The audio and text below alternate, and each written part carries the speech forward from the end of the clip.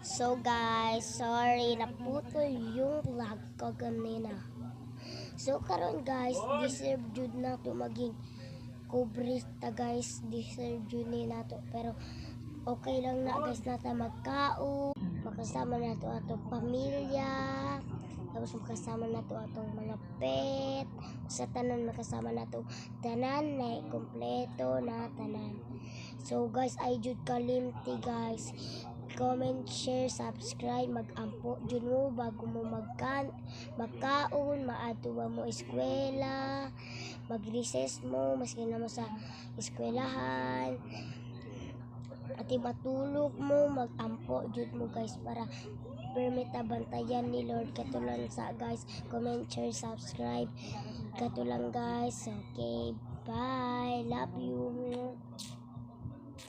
Usag karon guys, bye.